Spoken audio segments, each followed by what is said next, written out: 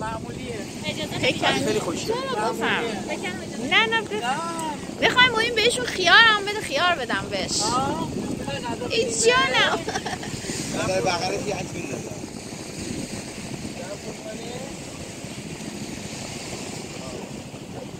الان اینو بگی بیار بهش ببین چجوری میخوره.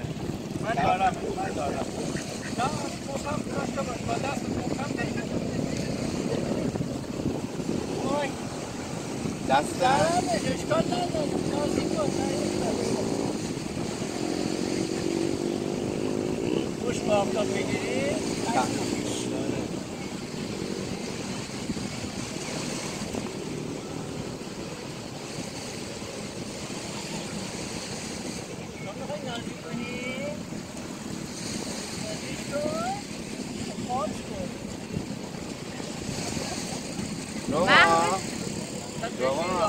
محو تماشا شد.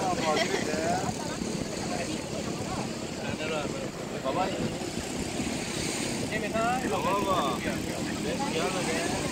بیا شما بگی ای جان. آره موضوع باشه دهن خودش نزد.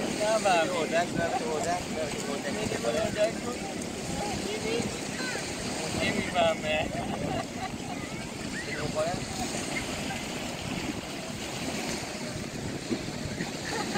ای جان. تعمش؟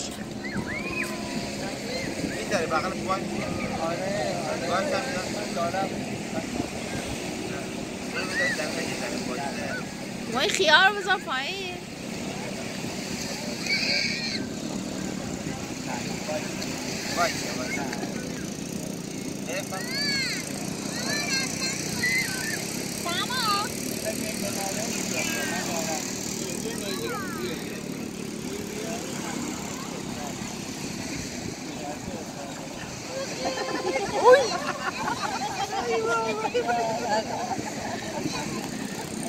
خواست بوست کنه. بوسش کرد موین. بوسش کرد. بوسش کرد. برو.